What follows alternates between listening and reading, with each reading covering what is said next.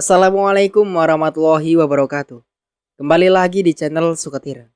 Terima kasih untuk kalian semua yang masih setia di channel ini. Semoga sehat selalu dan semoga diberi kelancaran dalam segala urusannya. Di kesempatan kali ini, saya Mang Dayun akan membawakan sebuah cerita yang berjudul Akibat buang hajat sembarangan, jantungku menjadi imbalannya. Sebelum cerita ini dimulai, jangan lupa untuk like, komen, dan subscribe channel ini.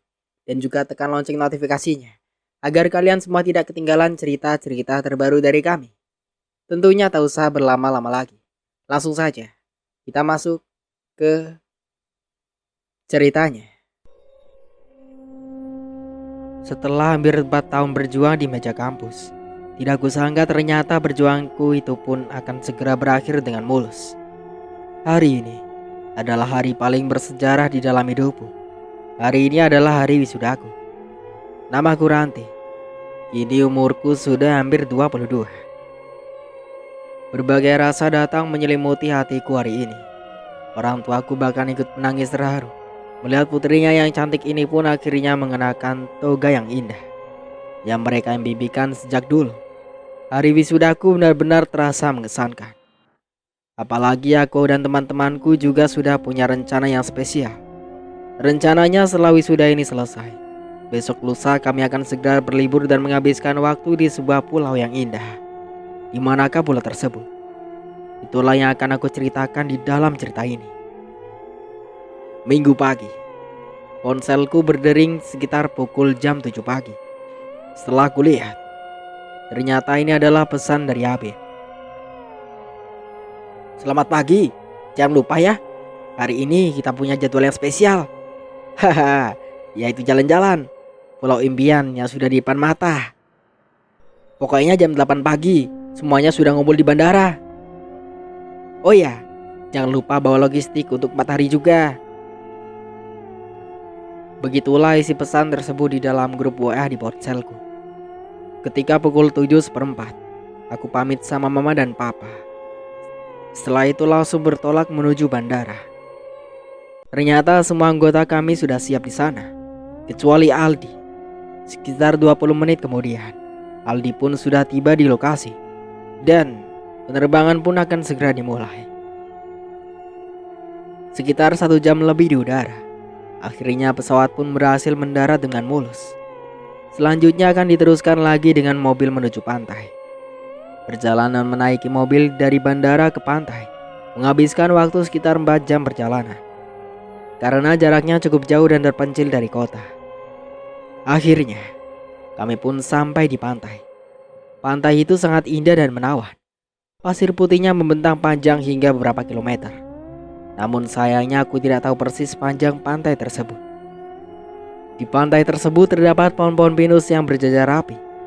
Namun tidak ada satupun perahu nelayan yang tampak terparkir di tepi, kecuali hanya di sekitar dermaga. Di sana adalah sekitar 10-13 kapal kecil yang tertambat. Dari dermaga itulah tempat kami membeli tiket untuk berangkat ke pulau tujuan kami, yaitu Pulau Impian, kata Abid. Aku tidak tahu apakah nama asli dari pulau tersebut. Mendengar Abid yang bilang Pulau Impian, ya mau tak mau, aku juga ikut menyebutnya Pulau Impian. Pantai di sana cukup indah dan menawan, hingga aku pun berpendapat bahwa pantai itu masuk ke dalam daftar pantai terfavorit di dalam buku harianku. Aku menyebutnya pantai salju karena pasirnya putih dan bersih.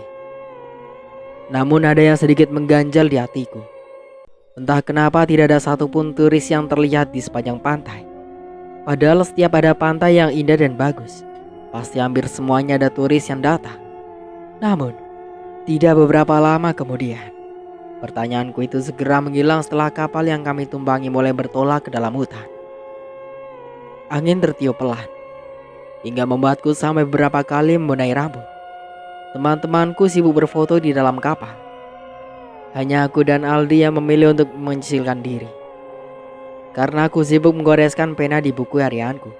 Sementara Aldi sibuk berbincang dengan Pak sopir dan 2 temannya. Perjalanan sudah menghabiskan waktu 1 jam lebih. Sekarang waktu sudah menunjukkan pukul jam 4 sore. Tinggal 2 jam lagi. maka sunset akan segera menampakkan wajahnya. Begitulah gemingku dalam hati seraya menutup buku harianku. Ranti, yuk ikutan selfie bareng sini. Mela berseru riang manggilku. Aldi, kamu juga, ayo sini. Duh, kalian berdua ini setiap jalan-jalan pasti suka menyendiri. Jangan-jangan jodoh ya? Semua teman-temanku yang juga ikut bersorak, tertawa riang. Begitulah Mela, ia suka ceplas-ceplos tidak karuan.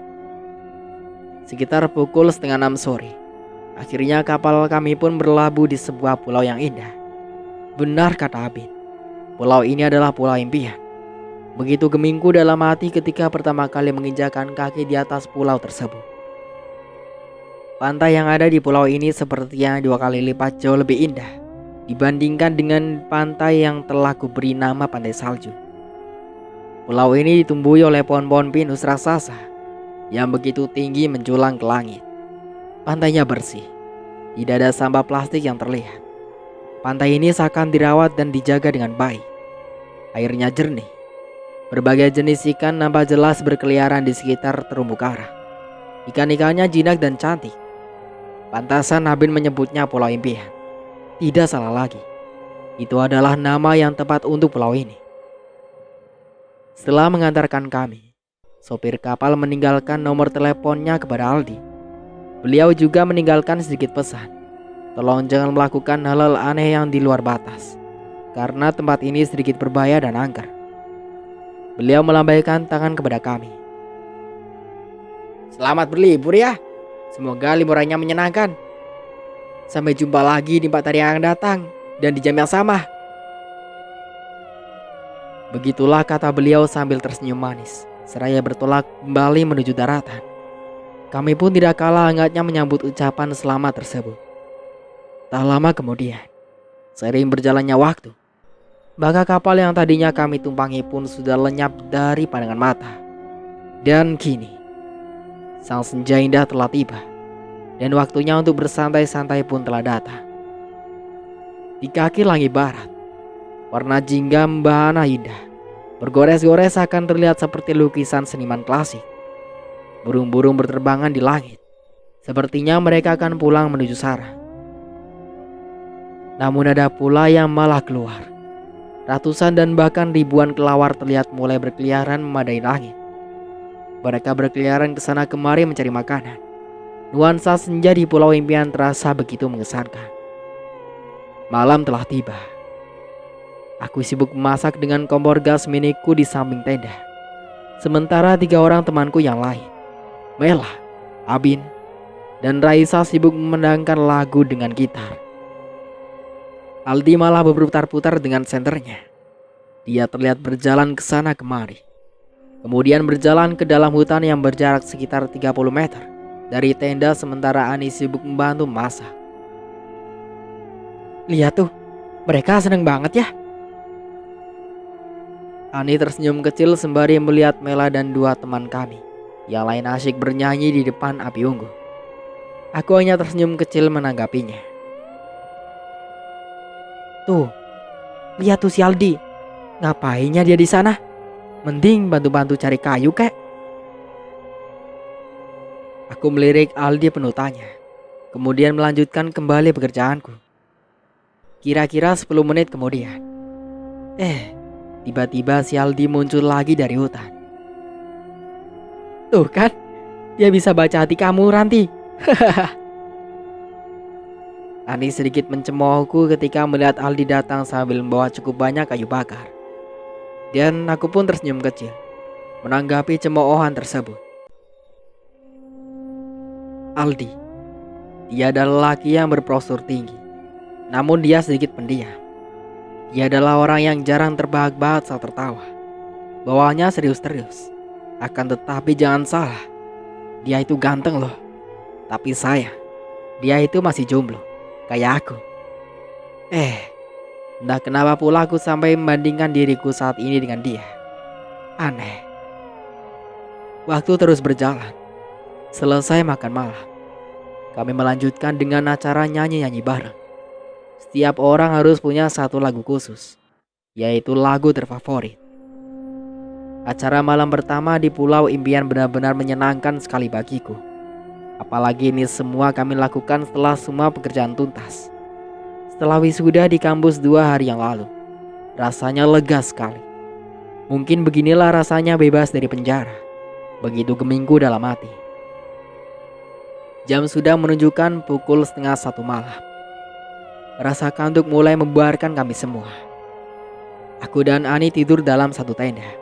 Sementara Mela dan Raisa tidur dalam tenda yang lain. Juga Abin dan Aldi. Kami tidur dalam 3 tenda yang hanya berjarak sekitar 3 meter. Kami tertidur pulas. Beberapa jam kemudian, entah kenapa aku tiba-tiba saja terbangun dari tidur. Kulihat jam sudah menunjukkan hampir pukul 3 pagi. Lalu kemudian aku kembali memejamkan mata untuk tidur. Beberapa menit kemudian, ketika aku hampir saja benar-benar tertidur, tiba-tiba saja aku terbangun kembali setelah mendengar ada suara aneh yang entah dari mana asalnya. Sekilas, suara itu terdengar seperti orang yang sedang memukul besi. Namun aku tak bisa memastikannya lebih jelas lagi, karena suara tersebut bercampur dengan suara ombak dan angin malam yang bertiup sedikit kencang. Aku memutuskan untuk kembali tidur. Namun, beberapa saat kemudian, aku pun kembali terbangun dari tidur. Kali ini ada bunyi suara lain yang lebih jelas terdengar daripada suara yang pertama tadi ku dengar. Aku masih memasang telinga untuk mendengarkannya lebih jelas. Suara itu terdengar seperti suara yang sedang berbisik-bisik. Akan tetapi aku tidak tahu apa yang sedang mereka bicarakan. Aku masih diam di tempat untuk mendengarkannya lebih jelas.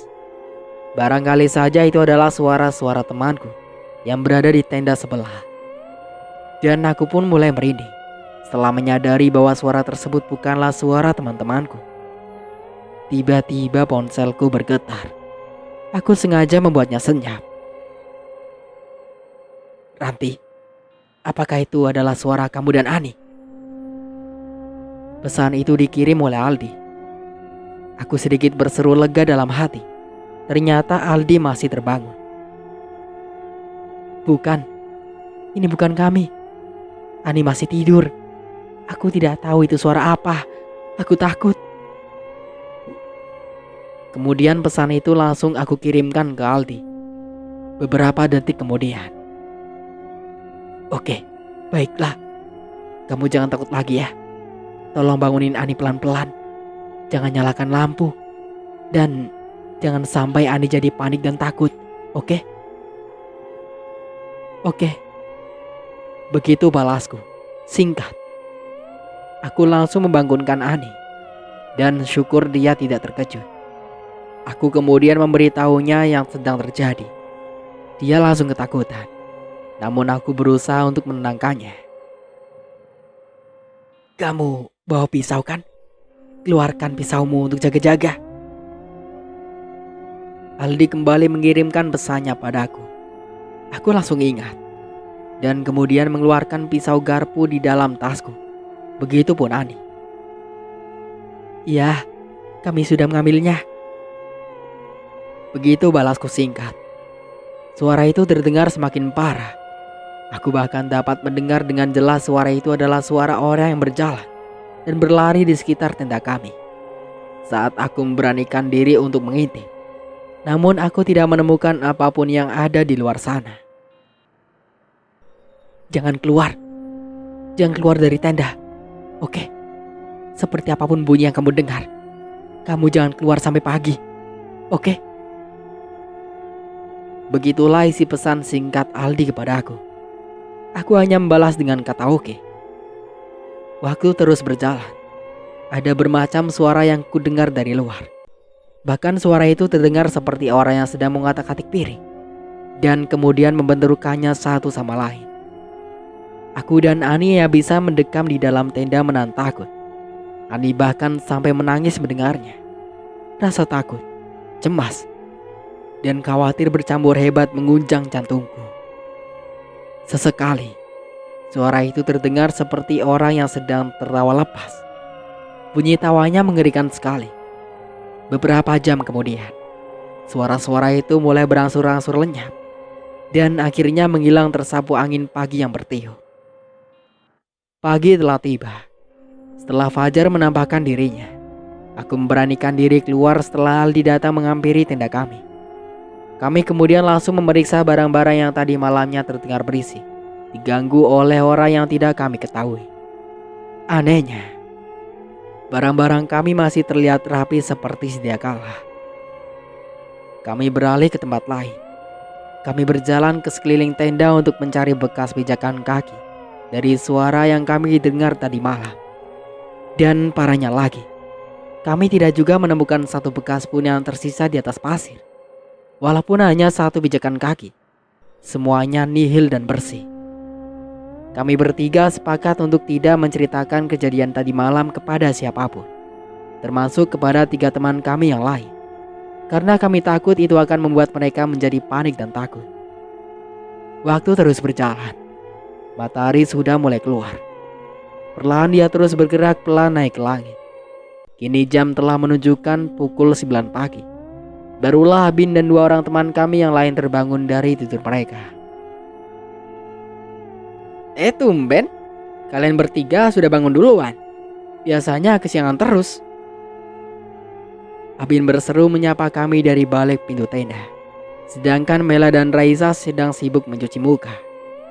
Setelah itu, kami melanjutkan dengan sarapan pagi.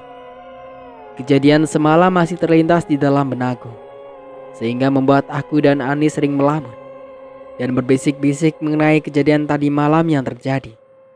Akan tetapi, Aldi sering memberikan kode untuk menegur kami agar tidak lagi membahas kejadian tersebut.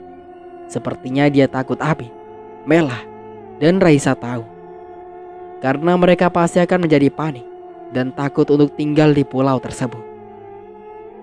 Matahari mulai jauh dari posisi tertingginya. Siang telah lama tiba. Tinggal beberapa jam lagi akan berganti sore, dan setelah itu dunia akan kembali gelap oleh malam. Jam menunjukkan pukul 1 siang. Semenjak kejadian semalam, entah mengapa aku mendadak suka memandangi jam tanganku. Karena aku lebih suka siang lebih panjang, agar malam akan lambat datang membungkus langit. Namun waktu terasa cepat berlalu. Kami menghabiskan dari kedua kami di pulau tersebut dengan berfoto, membuat beberapa video sinematik menggunakan kamera. Tak ketinggalan, kami juga membuat video vlog di pulau tersebut untuk mengabadikan momen liburan kami. Aku dan Ani berusaha terlihat sewajarnya, berusaha terlihat bahagia walaupun sebenarnya ada separuh rasa cemas dan takut yang membungkus hati kami, yaitu cemas dan takut akan gelapnya malam yang akan segera tiba membungkus dunia dalam 2 jam ke depan. Udah, jangan dipikirin. Dimanapun, pasti yang namanya makhluk halus itu ada. Kan jumlah mereka jauh lebih banyak dari kita, manusia. Aldi tiba-tiba datang menghampiriku, yang duduk sendiri sekitar 15 meter dari tenda. Aku segera memasang muka datar, seolah tak memikirkan kejadian tersebut lagi. Iya sih, tapi aku heran, kok suara itu banyak banget? Malahan sudah hampir terdengar seperti pasar malam. Begitu balasku seraya tersenyum kecil. Aldi pun tersenyum menanggapinya. Kamu gak tidur? Tadi malam begadang sampai pagi. Aldi sedikit menyipitkan matanya. Iya belum. Gak tahu nih, belum juga ngantuk. Begitu balasku dengan nada yang sedikit kesal. Aldi pun sedikit tertawa kecil mendengarnya. Setelah itu, kami mengobrol banyak hal, saling bercerita tentang pengalaman kuliah kami. Dan serunya, ternyata Aldi itu orangnya gak pendiam-pendiam amat. Malah dia jauh lebih asik dibandingkan dengan teman-temanku yang lain, karena tutur bahasanya halus dan mudah dipahami. Asik ngobrol. Tak terasa kini senja telah tiba. Namun ada yang berbeda di sore tersebut. Senja tak terlihat mewah seperti kemarin, karena awan tebal menghalangi cahayanya. Sepertinya malam ini hujan akan turun. Begitulah gemingku.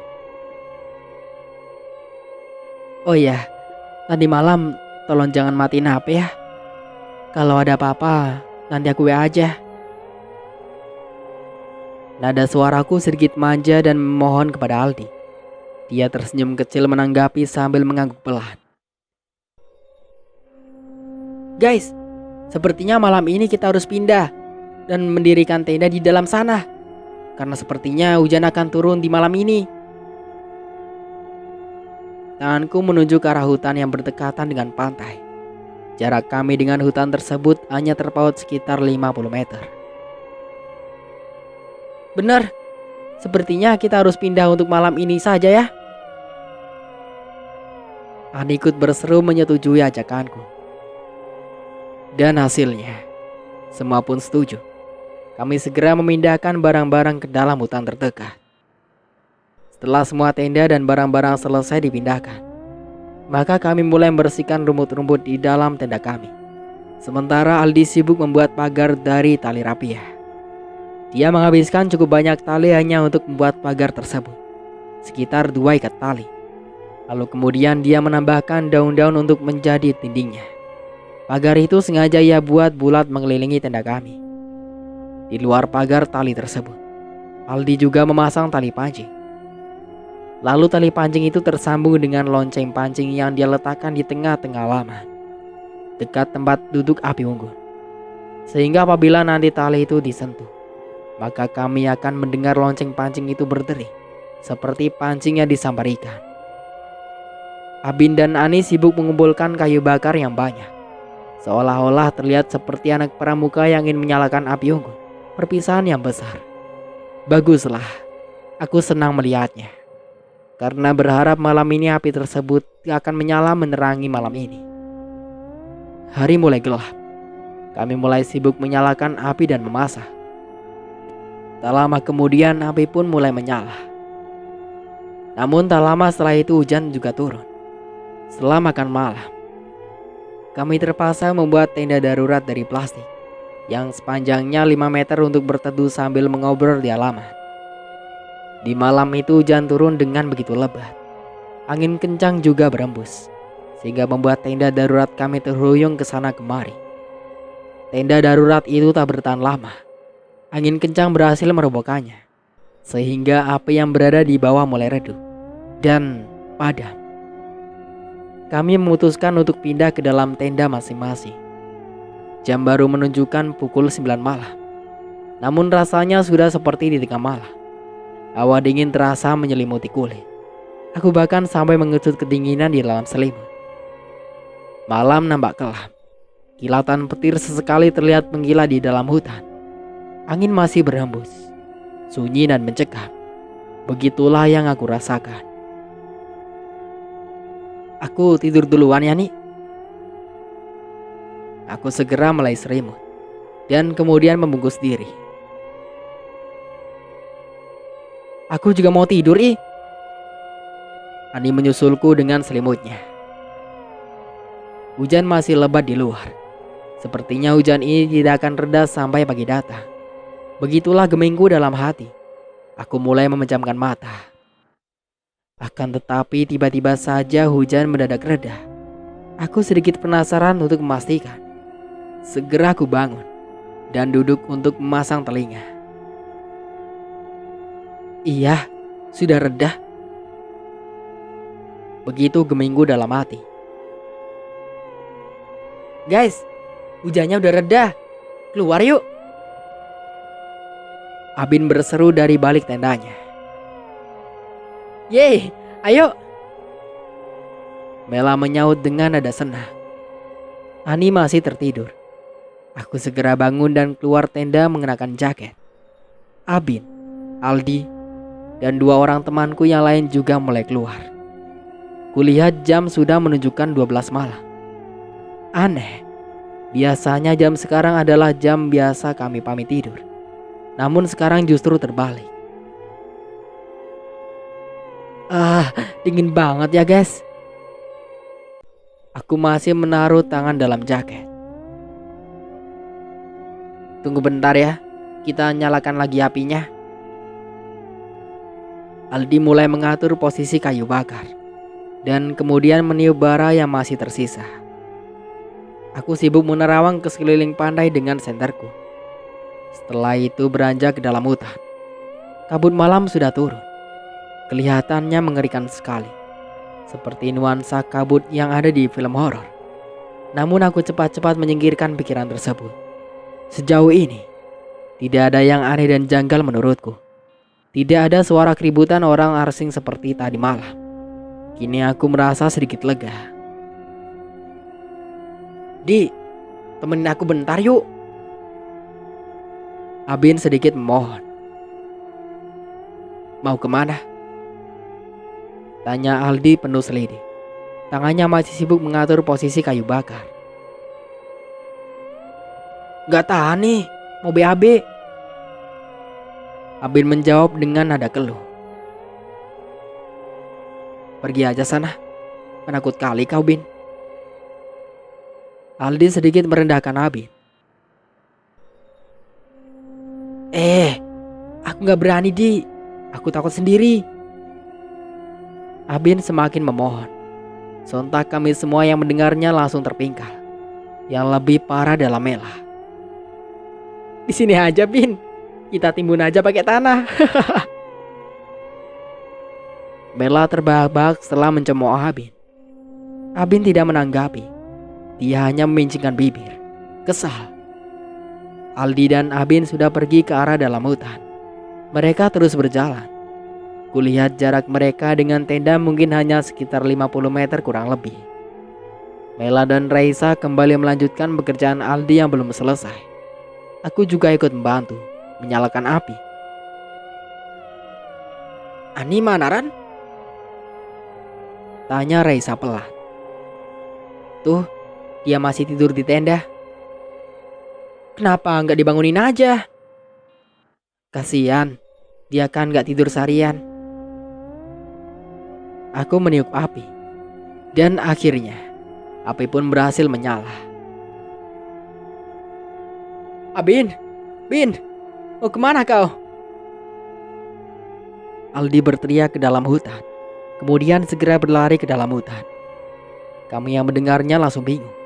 Ada apa? Begitulah tanyaku. Ranti, Mel, ayo sini. Apin tiba-tiba lari ke hutan. Gak tahu kenapa. Aldi berteriak dari kejauhan sambil berlari. Kami segera bangun dari tempat duduk. Kaget.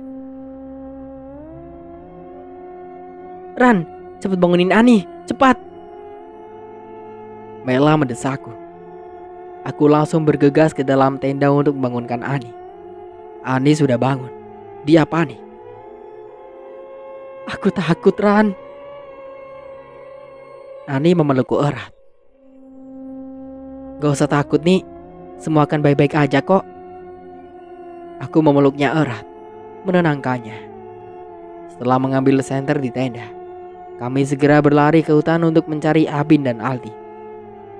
Jejak Aldi hampir lenyap. Namun kami masih bisa melihat ada sedikit cahaya senternya dari balik celah-celah dedaunan. Aldi, tunggu kami. Mela berteriak memanggil Aldi. Ayo cepat, Abin sudah jauh, cepat. Aldi berseru dari kejauhan. Setelah itu dia kembali berlari. Kami semakin mempercepat langkah ke depan. Aldi terlalu cepat. Kami kehilangan jejaknya. Kini kami sudah berada di tengah hutan. Kami tidak tahu harus berjalan kemana. Ran, aku takut. Ani menangis sambil menggenggam tanganku. Gak usah takut nih, tenang aja ya. Aku berusaha untuk menenangkannya. Jangan sampai kita berempat juga berpisah ya. Kita harus tetap bersama, apapun yang akan terjadi. Aku mengingatkan Mela dan Raisya. Mereka pun membalasnya dengan anggukan setuju. Kami terus berjalan ke dalam hutan. Kabut tebal berkeliaran kemana-mana. Cahaya senter kami tidak bisa bekerja maksimal, terhalang oleh kabut malam. Entah suara burung apa itu yang kami dengar. Burung itu berbunyi banyak sekali. Begitu suaranya yang hanya terdengar sekitar 20 detik sekali. Yang lebih parahnya lagi, saat itu hujan kembali turun mengguyur tanah. Gerimis. Kami berempat terus berjalan menembus gelap dan kabut. Pohon-pohon besar tumbuh di mana-mana. Di dalam hati kami tersimpan rasa takut dan cemas yang menggunung. Kita cari mereka besok aja yuk. Sekarang masih gelap. Hujan juga sudah turun. Lebih baik kita menunggu di tenda aja. Raisa mulai mengeluh. Sepertinya Ani juga setuju dengan pendapat tersebut. Namun, kami sudah terlalu jauh ke dalam hutan. Kami sudah tidak tahu lagi manakah jalan untuk kembali ke pantai. Kabut membuat kami terjebak. Aldi dan Abin sudah menghilang entah kemana. Aku sempat menyesal dalam hati. Lebih baik aku tidak bangun dan tidur nyenyak di tenda kalau tahu begini. Begitu gumamku dalam hati. Waktu sudah menunjukkan pukul 2 malam. Kami masih terjebak dalam kabut yang tebal. Jangan bergerak. Tiba-tiba Ani berseru setengah berbisik. Tatapan matanya masih tertuju ke depan, ke dalam gelap di sela-sela pepohonan rimbun. Ada apa nih? Aku bertanya pelan setengah penasaran. Ada yang tidak beres di sini. Ayo kita pergi, cepat. Ani memberontak ketakutan. Sepertinya ada sesuatu yang ia lihat di balik pohon dan semak-semak di depan. Namun kami menahannya. Ani tiba-tiba menangis seperti anak kecil yang takut nonton film hantu. Di sana, dia berdiri menatap kita semua. Ani mendayu sambil mengarahkan telunjuknya ke depan. Pada saat itu juga, tiba-tiba sekujur bulu romaku ini langsung berdiri. Jantungku berdegup kencang. Entah kenapa tiba-tiba saja aku diserang oleh rasa takut dan ngeri yang dahsyat.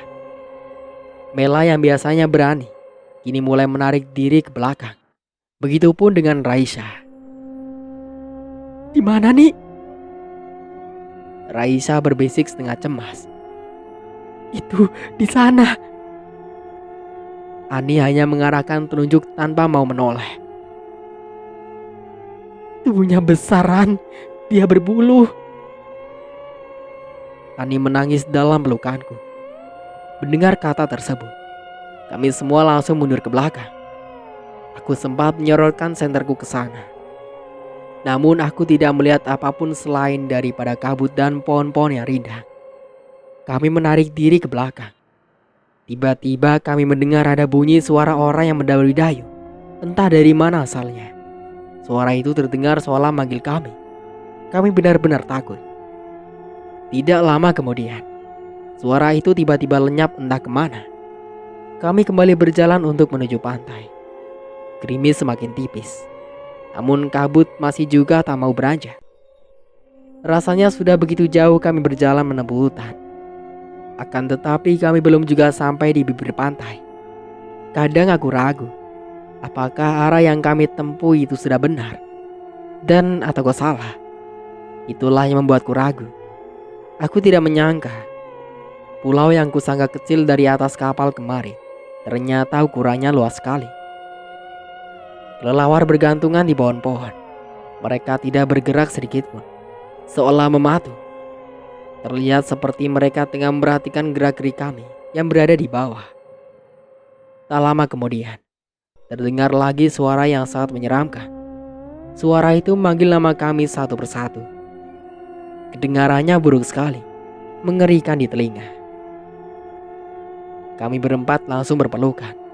Menangis ketakutan bagaimana biasanya sikap wanita yang sedang takut. Suara itu terdengar dari segala arah. Kedengarannya seperti terkurung di ruangan. Lalu ada satu suara besar yang menggema, menyebut nama kami satu persatu. Kami semua menjadi panik, lalu berlari tidak karuan entah kemana. Aku berlari mengikuti Ani yang berlari ke arah kanan. Sedangkan Mela dan Raisa malah berlari ke arah yang berbeda. Mereka berdua terpisah satu sama lain. Ani, tunggu! Aku berteriak memanggilnya yang berjarak dalam 10 meter di depanku. Namun dia tidak menghiraukannya. Dia terus berlari menembus gelap, dan aku juga tidak mau ketinggalan di belakang. Sekitar 30 menit berlari tanpa henti mengikuti Ani. Akhirnya kami pun tiba di pantai. Aku langsung memeluk tubuhnya dari belakang untuk menenangkannya yang masih panik dan takut. "Tenang Ani, Ani, ini aku." Aku masih tak mau melepaskan tanganku dari belakang. Hingga akhirnya dia pun menjadi tenang kembali. Kami duduk di pasir sekitar belasan menit untuk mengatur nafas, beristirahat dan menenangkan diri. Setelah itu, kami memutuskan untuk kembali menuju tenda. Akan tetapi, sepertinya kami berada di sisi pantai yang salah, karena kami tidak bisa menemukan tenda kami. Kami memutuskan untuk terus berjalan menyusuri pantai di pulau tersebut. Gerimis sudah reda, akan tetapi ombak terdengar berisik mengembas pantai. Untung saja senterku ini menempel di kepala. Jika saja tadi senterku ini berada di tangan, pasti dia sudah menghilang dan melayang entah kemana. Dengan menggunakan senter itulah, kami berjalan di sepanjang pantai untuk mencari tenda kami, yang entah di mana keberadaannya. "Bagaimana menurutmu dengan mereka? Apakah mereka akan selamat?" Ani tiba-tiba memberikan pertanyaan yang sedikit aneh menurutku. "Iya, tentu saja mereka akan selamat." Begitu jawabku. "Tidak, mereka semua akan tewas, kecuali satu orang." Begitu tutur Ani padaku lagi. "Kamu jangan ngomong seenak jidat Ani. Mereka itu teman-teman kita loh. Kita jangan berpikir yang tidak-tidak seperti itu." Begitu balasku dengan nada yang separuh kesal. "Baiklah, jika kamu gak percaya Ren."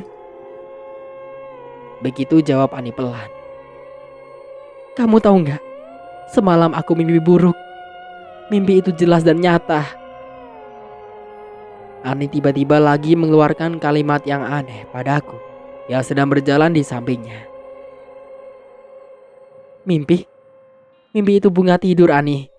Kamu jangan bertingkah aneh dalam keadaan yang kalut seperti ini." Aku sedikit mencemoohnya. Hari-hari gini masih percaya dengan mimpi. Kuno, begitulah menurutku. "Ran, aku serius. Mimpiku itu beneran nyata." Ani masih menerocos mengenai mimpi anehnya itu, yang kuanggap remeh seperti lelucon. "Kamu tahu gak Ran? Tadi aku mimpi Aldi pergi menemani Abin buang hajat di hutan. Lalu Abin sepertinya tidak sengaja. Dia malah membuang hajatnya di tempat yang salah. Aku juga melihat Abin berlari ketakutan karena dikejar oleh makhluk gaib. Lalu dia berlari ke hutan dan akhirnya dia meninggal dalam keadaan jantung yang hilang." Ani menatapku dengan tatapan tajam bernuansa horor. Bukan main kagetnya setelah mendengar penjelasannya tersebut, karena mimpinya itu sangat jelas dan nyata terjadi. "Lalu, apa lagi yang kamu lihat?" Aku bertanya menyelidik. "Aku melihat kita berempat terpisah di hutan. Kita berlari bersama, sedangkan Mela dan Raisa menuju area yang berbeda. Itulah yang membuatku tak peduli dan terus berlari, walaupun kau terus memanggilku dari belakang. Karena aku tahu kau pasti akan terus mengikutiku hingga ke pantai. Dan disinilah kita sekarang." Ani menunjukkan tangannya ke seliling. Aku langsung terdiam mendengarnya. Karena semua yang dia lihat di dalam mimpinya itu benar-benar sudah nyata terjadi. Hingga tinggal menunggu kabar Abin. Itulah yang membuatku cemas dan takut. "Ya udah, jangan dipikirin lagi ya tentang mimpi burukmu itu. Lebih baik kita berdoa saja yang terbaik untuk mereka ya." Aku berusaha untuk terlihat berani di depan Ani. Walaupun sebenarnya di dalam lubuk hatiku ada rasa takut dan cemas yang begitu dahsyat. Kulihat jam sudah menunjukkan pukul 4 pagi. Kami terus berjalan pelan sambil berpegangan tangan. Di sini kabut tebal tak terlihat sedikit pun. Sekian jauh berjalan, tiba-tiba pantai pasir yang indah itu berujung buntu dengan bukit batu yang tinggi. Bukit batu itu terlihat kokoh. Bebatuannya nampak terjal dan tajam. Sepertinya kami harus mencari jalan lain agar bisa terus melanjutkan perjalanan. Kami menerawang sekeliling dengan cahaya senterku. Sekitar 100 meter sebelah kiri, ternyata kami menemukan hutan kecil. Sepertinya kami melewati hutan tersebut agar bisa berjalan menuju pantai yang ada di belakang bukit batu ini. Dan tanpa kompromi yang panjang, kami segera menuju hutan tersebut. Sekitar 20 meter berjalan ke dalam hutan tersebut, kami dapat merasakan dengan jelas ada semacam perbedaan aura ataupun suhu udara. Di sana terasa dingin dan juga sunyi. Tidak ada suara yang terdengar, termasuk para jangkrik sekalipun. Untuk sementara aku cukupkan dulu ceritanya sampai di sini. Sampai jumpa kembali di part berikutnya. Saya Mang Dayun pamit undur diri. Kurang lebihnya mohon maaf. Wassalamualaikum warahmatullahi wabarakatuh.